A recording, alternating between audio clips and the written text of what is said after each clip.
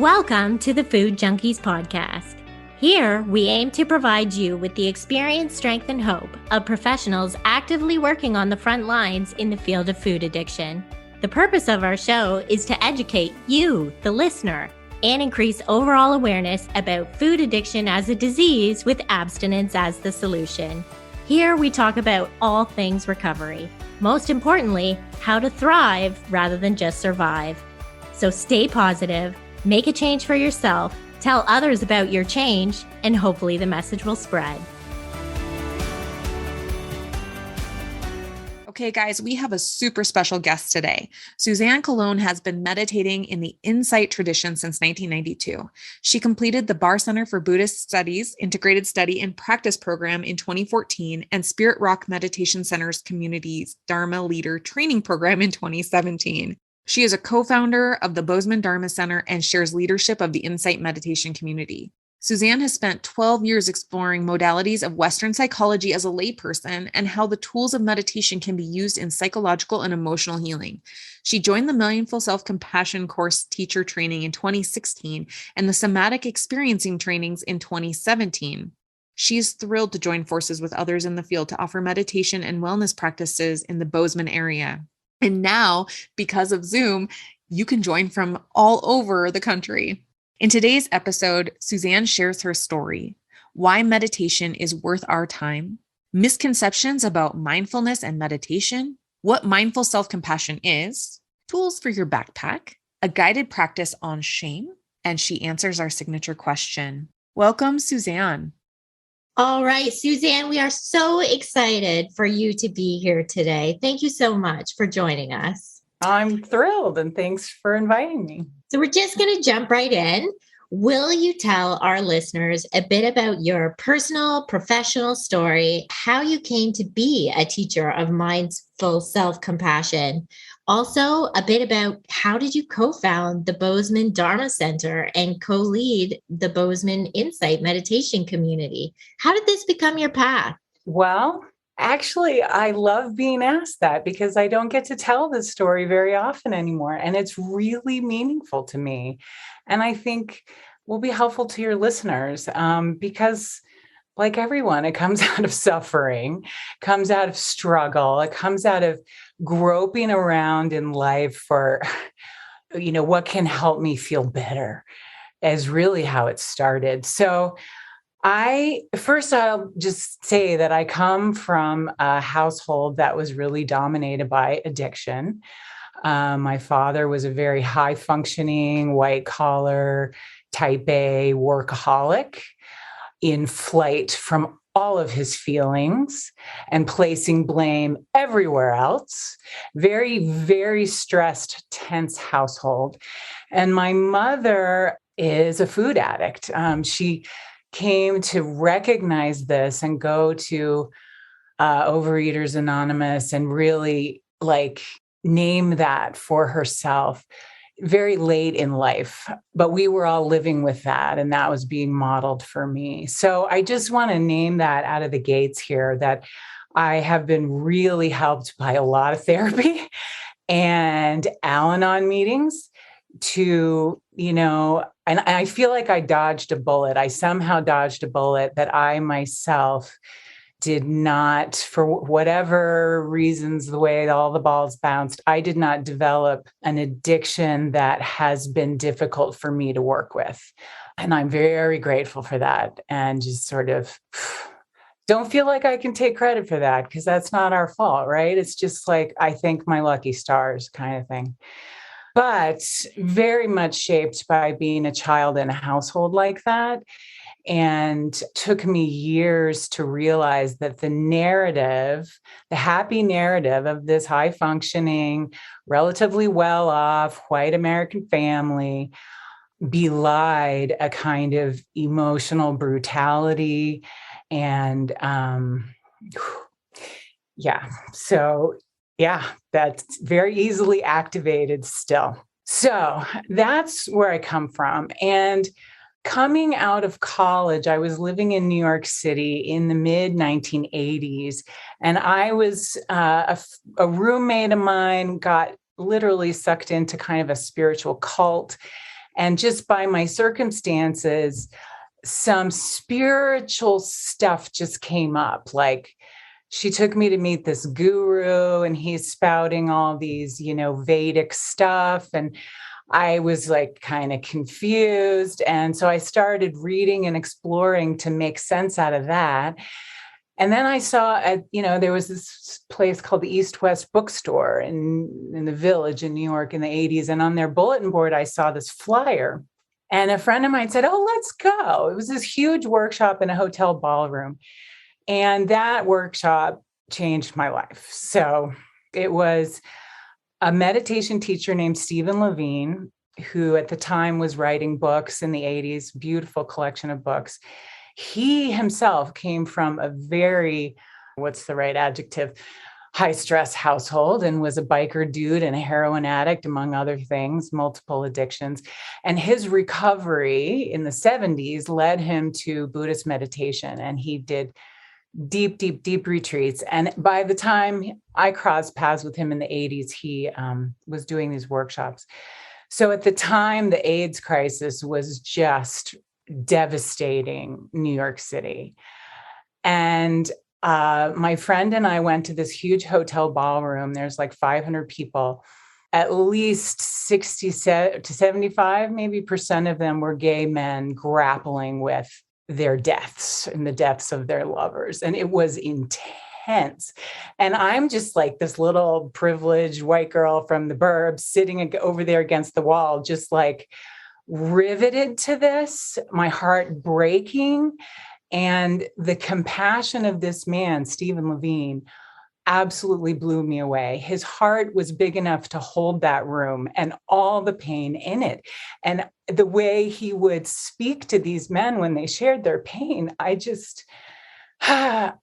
had never heard anything like it. I had never had anything close to this modeled in my life. And it was just, I think that's where some deep compass point got set, right? But, I'm 24, I'm running around New York. And it was some years later before I actually read one of his books. And then he's out here in Colorado and I did another workshop. And in my second workshop with him, I was then about 27 or 8. And it was like, okay, what did he do to become like that? I want to be like that when I grow up, right? I want that capacity of heart. I want that, right?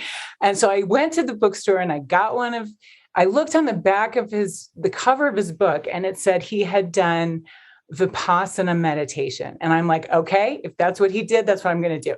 And I signed up for the next Vipassana. I didn't even know, this word. I actually thought it was Vipassana. I had no clue.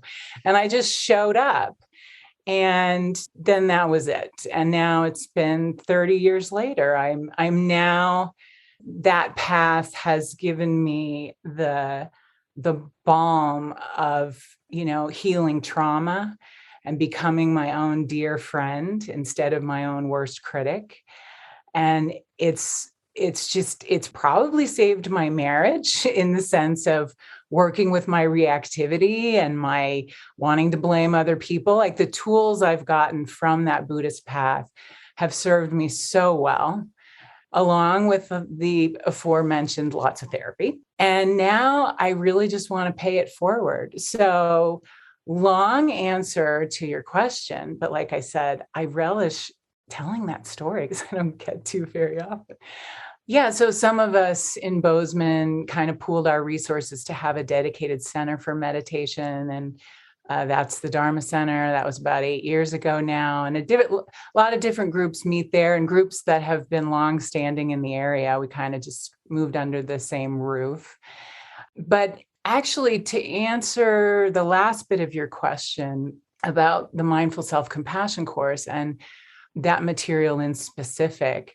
So about 6 years ago, the Dharma Center streamed a workshop recorded somewhere else with Kristen Neff, who has written a book called Self-Compassion. She's one of the co-authors of this course. And we just streamed this workshop. And I was just like, oh my God, she's saying everything that I would want to say if I sat down, if I took, 6 weeks in a cabin in the woods to write what I've learned and what I would want to offer and how I would want to pay this forward. She just said it, and her course has laid it out. So I just felt like I was euphoric when I found this.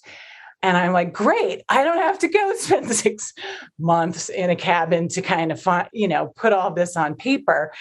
She's done it. And I immediately went and did the full 8-week course in a residential retreat format. And then immediately got trained to offer it here because no one at the time was offering it in Montana, I think. So then it's over the past 6 years now, it's just been my greatest joy in my work is teaching that class. And I've teamed up with different therapists and one pediatrician in town whose mindfulness and self-compassion is part of what she prescribes to her kids and families in her pediatric practice. So it's just been a fabulous collaboration with people in the area offering this exquisite course. Yes, no, that's amazing. And thank you so much for being willing to share your story. I know it can be it's very vulnerable to share that kind of information at times. And I appreciate just getting to hear it and walk that with you. So one of the things that this course helps us realize is that vulnerability is the most precious part of us and nothing to shy away from. And that's showing that vulnerability. RuPaul and other people also say this. When you're willing to show that vulnerability, you can really connect with people. And so, yeah, my pleasure. Very true. Yeah. So will you kind of lay the groundwork for us then? Can you talk to us a little bit about why is meditation helpful and why is it worth our time to even take a look at that modality? Yeah. That is the question that I attempt to answer every time I teach. I think that's the question behind all the other questions. Well, first of all, I want to name for your listeners that I do come from a Buddhist background, right? Because Stephen Levine did, so that's what I did. But 2 things about that. First, the Buddhist path is all about recovery from addiction. That is what it is. The Buddha's 4 noble truths name that we, dear, tender, troubled humans, have this mind wired a certain way. And the source of our struggles is this kind of craving, so just to put the 4 noble truths in, make it real for our lives. First, this human life is a rough ride. Shit happens. It's going to hurt, right? That's the first noble truth. The second is that we have inherited a mind through which we interpret all our experience that is really an organ evolved as a survival mechanism, right? It is not evolved to make us happy and give us a sense of well-being and that profound everything's okay with me in the world. No, it is constant threat detection, right? I'm going to try to be brief because I gave such a long-winded first answer. So second noble truth, we have these minds that make it worse, right? Third, there is a way out of this, right? There's a way to work with it. You got to put in some time and work, but you can get out of that prison of the mind, right? It is said that when you take up these practices, whether they're from Buddhism or whatever other mystical tradition or secular mindful self-compassion, teachers privately behind our closed doors joke that these practices first will wake you up to the fact that you're in a prison. And then they give you the tools to get out, right? So that's the third noble truth. This is workable. You've got to take in some concepts and sort of understand what you're up against and learn some tools and find a way to customize and get those tools to work for you. And then just keep at it, right? And then just to finish the list, we Buddhists on our list. The fourth noble truth is, okay, here are the tools. Here's the perspective, right view. Here's the tools and encouragement to keep going. So a friend of mine who is a recovery and addiction specialist, Dave Smith, if anybody wants to look him up or put Dave Smith Dharma in the notes. He's a meditation teacher and an expert in something called cultivating emotional balance, whose specialty is in recovery. And he has had some really interesting things to say that have informed me when I teach to classes or groups that are around recovery, behavior change, working with addiction. The Dharma Center did have a recovery group for a while, but when COVID hit, we moved it online, and then we just all merged with Dave Smith's online recovery program. So we don't really have our own anymore. But I want to bring in Dave's wisdom because I think it might be really, really helpful to some people before we say more about the mindful self-compassion stuff. Dave says the difference between 12-step based approaches to behavior change and the Buddha's 4+8 is also 12-step program for behavior change are two key differences. And those might be helpful for people to just clarify. The first is that within a Buddhist framework, there is no insistence on the higher power. There's room for it, absolutely, if that works for you. There's room to define that in multiple ways, in sort of non-theistic ways. For me, I think of just like this cloud of benevolent, I call it the benevolent ones, plural. And that's what's worked for me. So there's room for it. And Buddhist recovery is not incompatible with it. It's just that there isn't an insistence on it. And secondly, I find it interesting having, dipped my toes in the 12-step world. There's a difference around a sense of being powerless over my addiction. It can be really helpful for some people to kind of admit that they are powerless over it, but that it's very different from a Buddhist perspective. You're not powerless. There's a shift from my addiction has me to I have my addiction, right? And that's the same in both programs. So maybe I'm just splitting hairs here, but from the Buddhist perspective, there is always a part of me that is bigger than this addiction, bigger than my wounding, bigger than my trauma. And it's all about practices to access that and draw on those parts of me as a resource. So there's this fundamental shift, like a figure ground shift from it has me to I have it. And a kind of reassurance, no, you are not powerless. You have resources. You have it within you and resources from outside of you can draw on.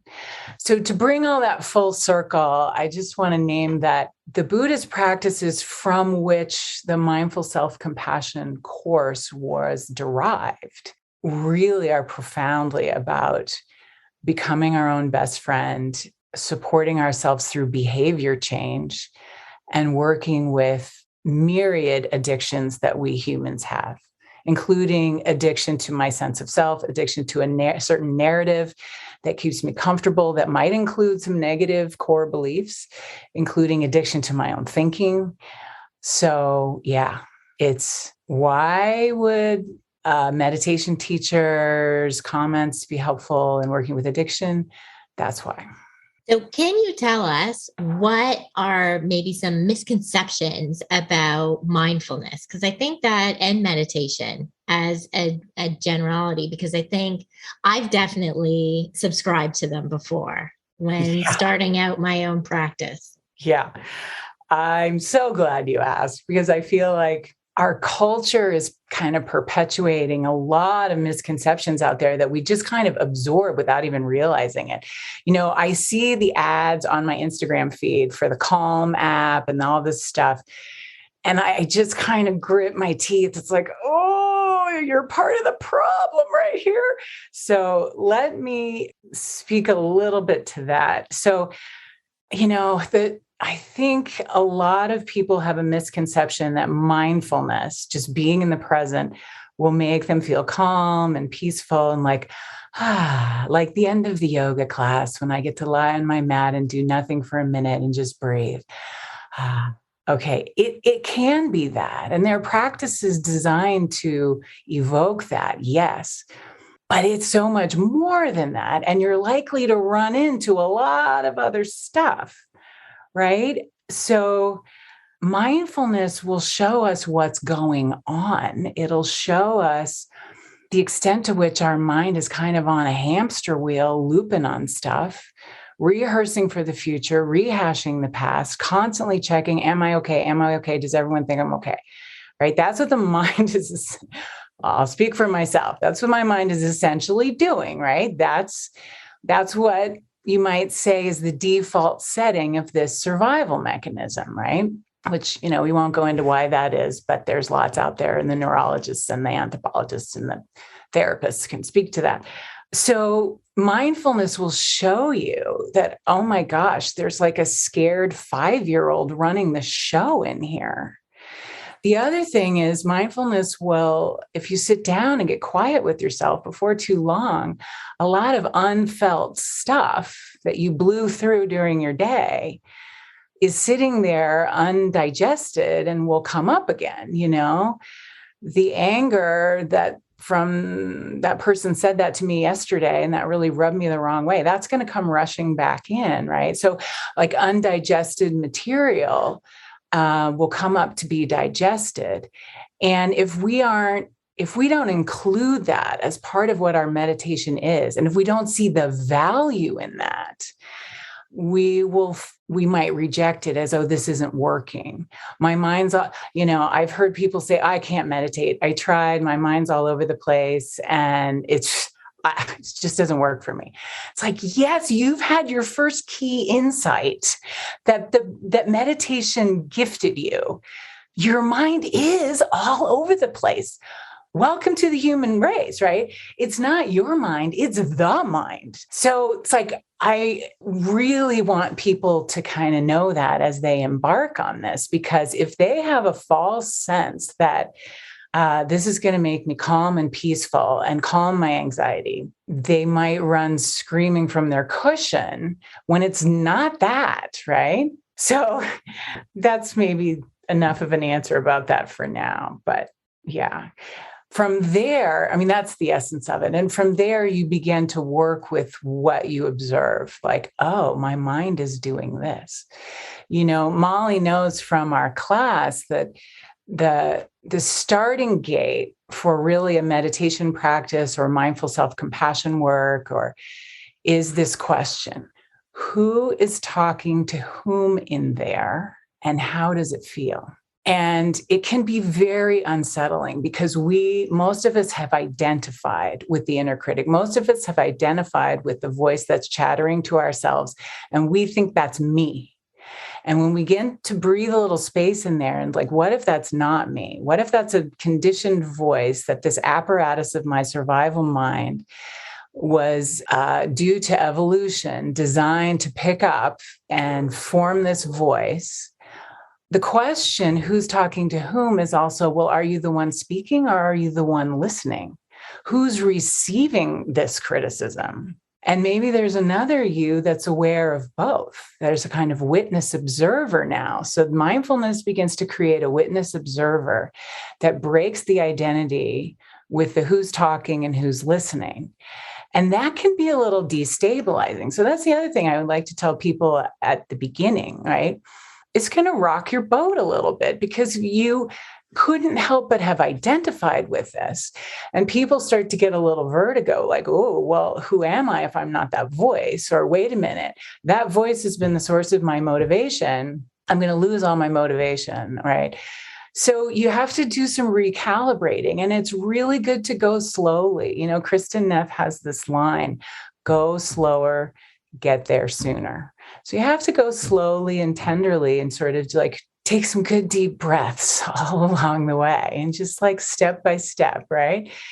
Let me see if there was something else. Oh yeah, the other thing you'll notice. Okay, now I wanted to work this in because it directly relates to food. and the inner talk we have around what we're going to eat and why. And then, oh my God, I can't believe I ate that. So years in that same workshop, 30, I'm not going to count. It was more than 30 years ago in that New York City ballroom, Stephen Levine said, your mind is a trickster. And he used the self-talk around eating a second and third and fourth brownie as his example. And I have never forgotten it. And it has served me so well. He said, the mind will, you see the brownie and the mind will say, oh, you deserve a treat. Oh, this is a form of self-compassion and nurture. You've worked so hard. You got that big project done. You've been so good. You exercised 3 days in a row, whatever it is, right? There's picking up all the evidence that, oh, you deserve this treat of this brownie. And continue more of the same, the second one, the third one. And then after I've eaten the third one, it will viciously turn on a dime and say, I cannot believe you did that. You have no discipline. You just broke all your promises to yourself. Like, who is this mind that did that to me? That is not self-compassion. That's, oof. Right. So we want to break the identification with that trickster mind and develop this sort of witness observer. And over time, we get more and more space, and the power in that voice starts to drain away. And we start to hear it as that chattering 6-year-old who's desperate to be loved, or this trickster that doesn't necessarily have our best interests in mind. And we can come up with little names for these different voices. And again, it's that fundamental shift from it has me to I have it. And then over time, I can disempower it. And it can be like a weird bird flying through the sky. The sky is not bothered by whatever kind of bird just flew through here, right? So we begin to identify with that awareness and a kind of spaciousness. And that is what, in my lineage, we refer to as freedom, right? I can remain steady and present and hold my ground no matter what bird flies through the sky, whatever kind of thought. And maybe this is one last little misconception I'll weave in here since I've arrived at the idea. We all kind of think that to be free of anxiety or free of anger is that it doesn't come up anymore. Well, I'm 35 years in here, and I'm here to tell you people, it still comes up, right? It's going to come up. I have a human mind. It's the mind. It's right. It's part of the little relative self, you could say, or yeah. Freedom from my anxiety or my inner critic or my anger or my reactivity is not that it doesn't come up. It's that I have created a stable enough witnessing place, and I've through the tools of the practice created enough sort of resourced ballast in my ship that it can come up, and I smile and say, "Oh, there you are again." And let it fly on by. Like, the freedom is not that it doesn't come up. The freedom is that you're unperturbed and you don't take the bait, right? And that is exactly how that is the point of Buddhist liberation.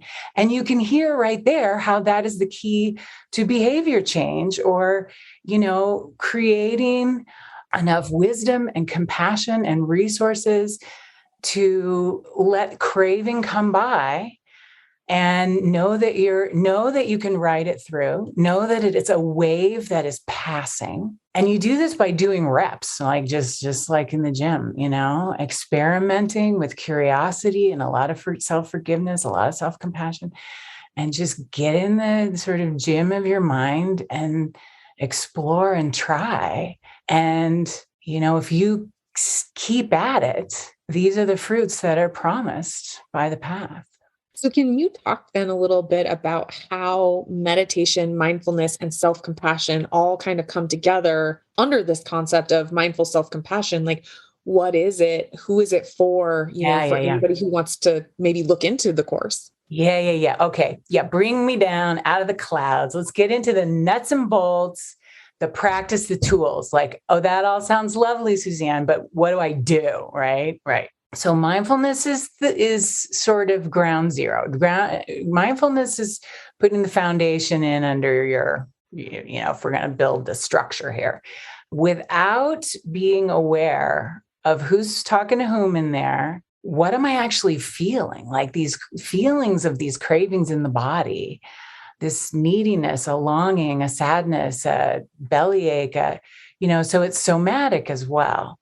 It's the talk in the mind and feeling and sensation in the body. So we need to get in the game, we need tools of mindfulness. And they're, thankfully now, here's where I'm grateful to the fact that mindfulness has gone mainstream and you got innumerable apps and, supports out there and classes everywhere.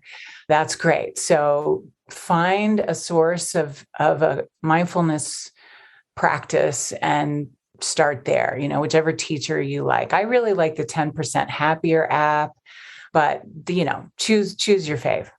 Then self-compassion is really the antidote to the inner critic and the antidote to shame and the antidote to this pervasive sense that I'm lacking. I'm not enough, like so many of us carry.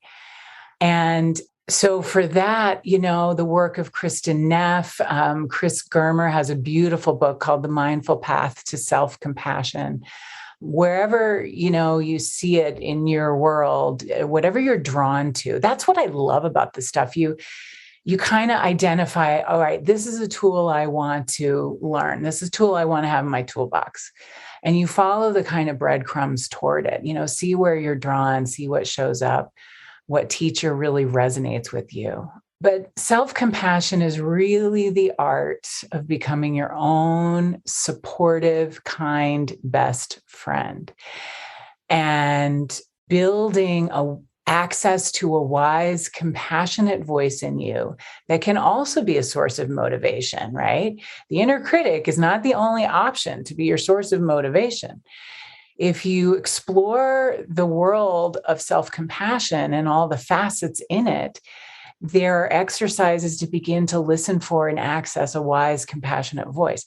And often we need to borrow that voice before we internalize it and can feel like it's my voice. So a lot of people, it's their favorite grandmother, it's their dog, if she could talk, it's Kuan Yin, it's Mother Mary, it's whoever, the Dalai Lama, whoever it is for you. Imagine a source of wise, clear seeing, a being that, imagine that they see you fully. They know all your warts and flaws and all your shortcomings and how hard your inner critic has been on you. And they kind of witness it all and love you deeply and say, welcome to the human race. It's okay. You're doing great. You're doing your best. You have a good heart. You're trying hard. And whatever goes down, I'm here with you, right? I'll be with you through it. And when we can source that from a source and over time internalize it, then we're good. And then it's like riding the bike downhill from there, right? It still can be hard. Life will dole out overwhelming situations, loss, illness, aging, death, right? That's part of the deal here. We don't get to ride the human ride without that. But once we have that with us to kind of carry through, that's, for me, the definition of resilience, right? So let me just see if there was anything else I wanted to say. Right, nuts and bolts, trying to stick to nuts and bolts. So there are 3 tools, I would say. Here are the 4 key things I think you need to have in your backpack for this journey. The first is the fundamental perspective on your mind, right? That the mind isn't you, and that your intention here is to see it for the survival apparatus that it is, that can serve you well. I love it when it reminds me where I left my keys, right? It's not that, and planning stuff and right. It's not that there's no beauty there and value. I mean, my God, right? It's the most exquisite tool. But the old saying, the mind is a wonderful servant, but a terrible master, right? So the first thing in your toolbox is to understand that unequivocally, and form an intention to cultivate a wise and compassionate relationship to your mind and yourself.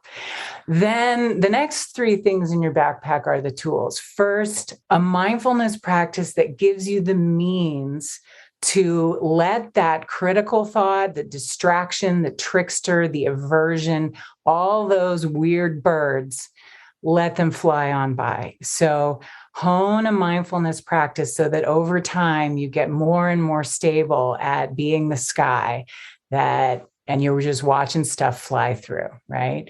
So that's a sort of mature mindfulness practice, or in my tradition, we would call that a wisdom practice. The second tool is a heart practice, or this compassion, right? To find a source, as I said before, of nurture, self-support, kindness. We're all so starved for it, right? And we're all like going around with our empty cup looking for it in all the wrong places, right? So the second tool, and I mean this as like a thing that you sit down and do, not a nice idea, but a practice. And we can explore what that might sound like. We might do one in a few minutes, but a practice that helps bring forward your wise, compassionate, resilient, radiant heart self.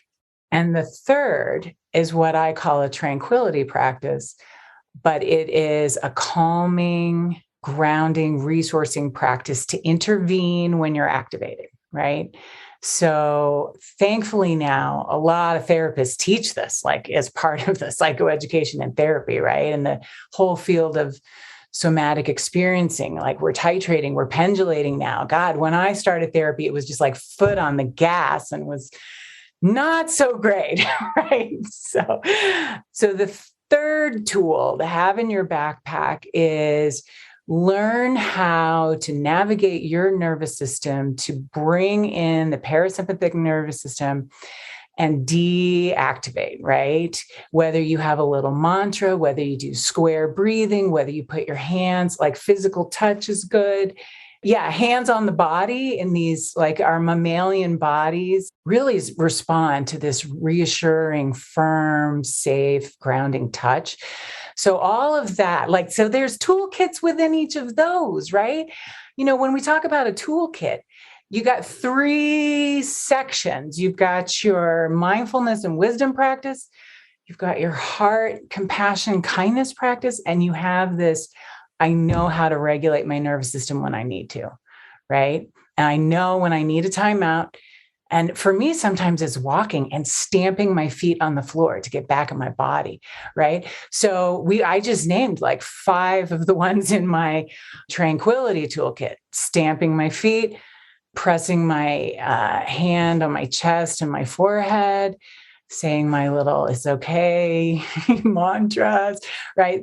Square breathing. So we build those practices, and it takes time. And yeah, but there's nothing thrills me more in this life. Well, maybe seeing my kids do well and be happy, seeing my kids learn self-compassion and become there and not be hard on themselves. My kids, my students, my own it's an ever growing thing. It's not like I'm done. It's not like we're ever done, but it does get easier and it gets funnier. You begin to laugh at the cosmic joke of it. It gets lighter for sure. I'm loving this. Loving Great. this. I'm so glad. I'm loving it too. But sometimes, it's like, I don't know, maybe you'll edit out half of this because it was not whatever. So let's do some practices. All right. So I just described it like to your head, right? You heard that from the neck up, but what is that as a lived experience from the neck down? So that's where the rubber meets the road. And I really encourage people, yes, we need to read some books. The Buddha started with right view. We need to take in the perspective of, okay, here's what I'm up against. Here's what's happening. Here's my intention. Here's what I want to cultivate. So we start with that. And books and listening to, podcasts are great for that. And it's no substitute for getting on the bike and starting to pedal and feel how you balance and what is it as a felt experience. So let's close out the rest of our time together with maybe some guided practice. Or if either of you have questions that relate to the experience of it and the doing of it, then I'll address those. Is it possible, and certainly the answer can absolutely be no, but is it possible that one of the practices could be around shame? Oh, sure. Yeah, sure. Oh, just go right to the heaviest weight in the gym. Yeah. Okay. Our listeners can handle it. Our listeners. Okay. Yeah. This is where most of us live and spend most of our time. So true. And if you can turn toward shame, you can turn toward almost anything. So yeah, there's brilliance in that. But also know for the listeners that, this is a biggie. And sometimes we'll naturally just pull out of it. And all of a sudden we're thinking about what we're going to have for lunch. And that's your mind's naturally, or your system. I tend to be very careful when I use the word mind. That's your systems, pendulating away to kind of make sure this is a manageable dose. So again, not the misconception that, oh, you didn't stick with the meditation, you're not good at it. No, maybe that's some wise, innate pendulating away to modulate the size of the weight you're trying to lift. So that's welcome. Well, shame is, I guess I feel the urge to say just a couple things about it for the head before we start, that it is universal. We're wired to have it. Again, it's part of our survival wiring to keep us in good stead with caregivers that we are survivally dependent on when we're young, right? So just name that ever so briefly. We all have it. The thing about shame is that we're afraid that there are parts of ourselves that if other people saw this, they would see that deep down, I'm not really okay. I'm not that great. I'm not really lovable. They'll be like, they'll be like disappointed, like, oh, this beautiful thing I bought is flawed, or, that feeling of, So that's kind of a core sense of shame. And it helps to know that everybody has it. And kind of like the tricks the mind will play, shame will tell you that you better keep this secret. But one of the best ways to heal it is to share that secret with other kind, supportive people and hear from them before we can say to ourselves, oh, it's totally okay that you have that. We all have something, right? That's part of being human. So, okay, so let's do a practice. Let's, turn inward. So any practice starts with what some people call the U-turn, from our attention going out, out, out, to turning and coming down into our bodies in our own felt experience. And for some people, closing their eyes is really helpful to support that. But you don't have to. You can soften your gaze and just look at the floor in a sort of unfocused way. And we start by simply getting into the body and out of our heads. And often we use the breath for that, not because there's anything special or spiritual about the breath, but that it is a sensation for sure you can find in the body. And for most of it's sort of neutral. There's not a big story about the breath. It should be there. It shouldn't be there. I don't have the right kind of breath. We don't tend to have, some do, like with asthma. But take a deep breath. Like accentuate your inhale and your exhale and find where in the body you most strongly feel it. And just kind of pinpoint, okay, it's here, my chest, my stomach. It can be deep inside, or it can be the movement of clothes on your skin as you breathe, wherever. It's a sensation in your body happening here and now. And so we use that. Now, if we were really doing an exercise on shame, we would want to linger here and build some presence, build some stability. Just feel the breath for a while. But so I guess you could pause the recording and just sit and breathe a little and then resume. But if you're willing to experiment, then call to mind something you're kind of embarrassed about, or something that just what comes to mind when I say, what's something about you you hope others don't see? Maybe not the worst thing, maybe not the biggest thing, something, if there's a whole menu there, choose like an appetizer size.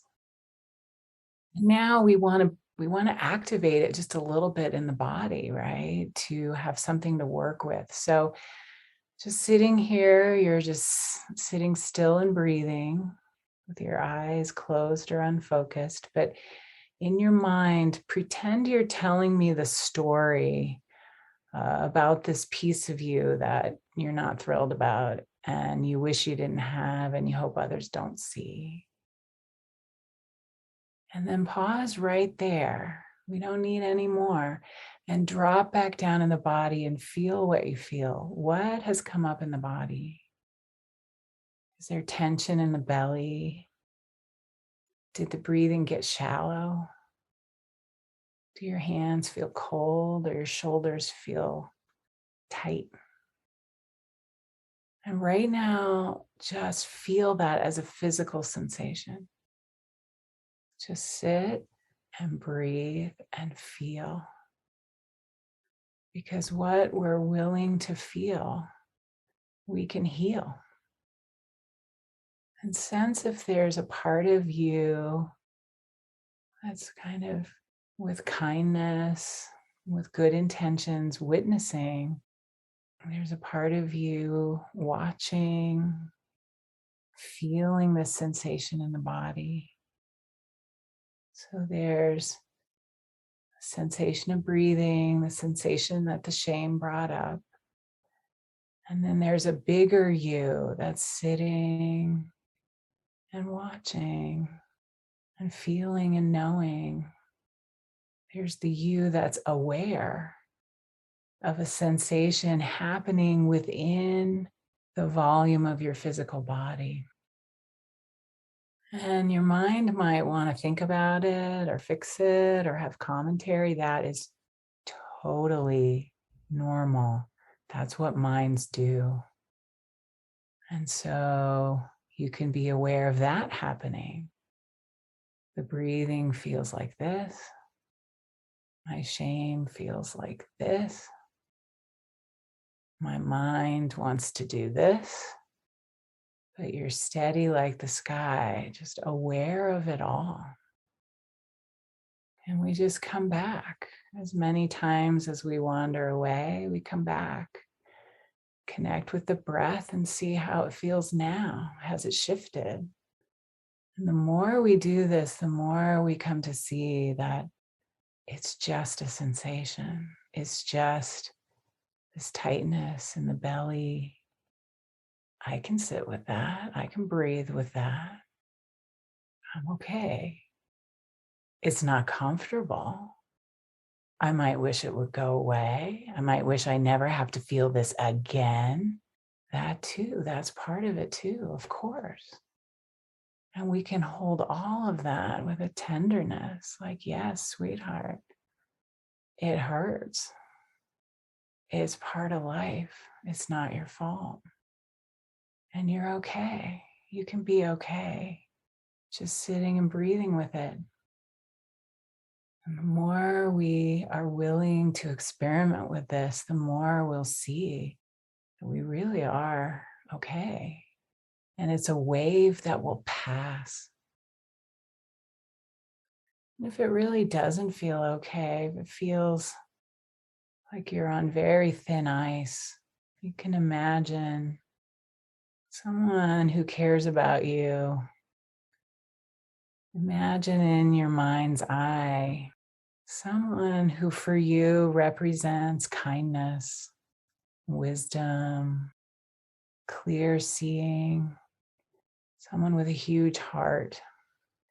They may be real or unreal. known or unknown to you. You can just say, help me through this.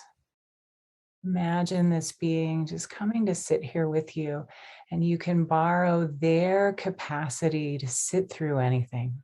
You just put your head on their lap, or imagine them sitting in front of you. You might hear them whisper, yeah, it's hard. I'm here with you. You don't have to go it alone, and you're going to be okay.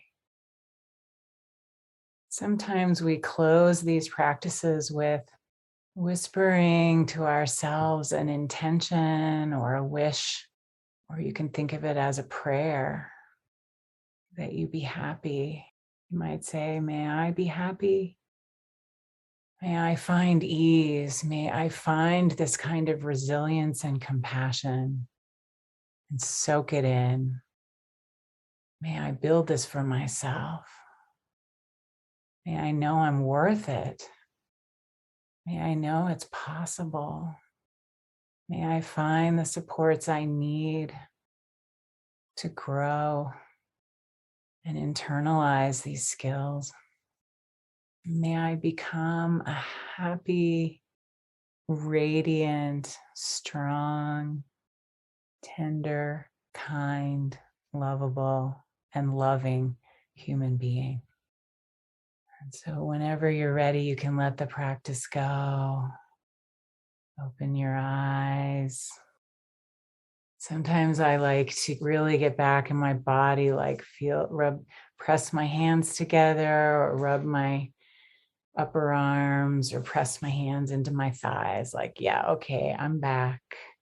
Look around your room. You really, want to ground. And like, here's where those techniques of grounding and just encouraging your nervous system to let something go and come back to right here, right now, where you're just doing your thing in the middle of your day, and everything that was in that meditation can fade if you need it to. Okay, well, any questions following that, or anything else you might want to cover before we end this episode? I think I might use your voice as my self-compassion voice. Like, I just feel this whole interview has given me goosebumps the whole time. And I just can see how beneficial this will be to all our listeners. But I took so much from this. So thank you, Suzanne. Oh, well, believe me when I say it's my pleasure. Like, I get totally high off this stuff, and I love nothing more than sharing this, So you might include if you have, I don't know, links on the episode page of your website, Chris Germer and Kristen Neff have fabulous websites with guided meditations of different lengths, offering all kinds of tools to build what we've spent the last hour talking about building. And I also am a big fan of Tara Brach, her book, Radical Compassion, any of her books, actually. But her Radical Compassion is a fave. And her teachings on the acronym RAIN are also the same tools with just like some different labels and acronyms as the meditations and practices in the Mindful Self-Compassion course. So you can draw on just all those resources out there if people want to go further in this vein. Their books, their websites, and their guided, again, the rubber meets the road in the experience of this, folks. So when in doubt, don't pick up the book and read. Click on the recording and, play with it, explore, because you're only going to find your way into it and customize it and find what works for you by doing the practices. So, I tell my students, it's like, it's like trying on a coat. I don't know, these days, I don't know if anybody has tailored suits anymore, but certainly if you're going to the Met Gala, your gown is tailored to your body. So we do have models for that still in this culture. So, this stuff doesn't really fit right off the rack. You want to play with it and explore it and find what works for you. And so, yeah. So we do have one signature question that I was having so much compassion for myself. I completely forgot I should ask. Oh, great. Well, I think I know what's coming from your email. And this is like the cherry on top to end with. So go ahead. So yes, if you could tell a younger version of yourself something about self-compassion, what would it be? It would be, oh my God, it makes me cry because I was so starved for it then. And I'm so grateful that I have it now. So just give me a sec. I would say, sweetheart, I would start with something tender. Sweetheart, you don't have to be perfect. You really don't. You don't have to be on your game all the time. It's okay to let down your guard. It's okay to feel the stuff you don't want to feel. You're not alone. Just keep putting one foot in front of the other because such beauty awaits. That's what I'd say.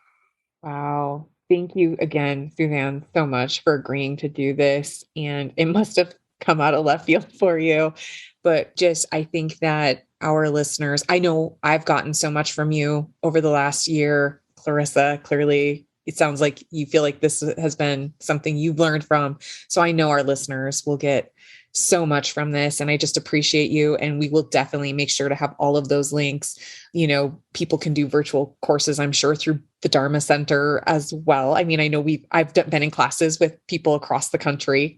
So I imagine that's an option. And I just appreciate you and everything you do. And thank you so much. My pleasure. Thank you.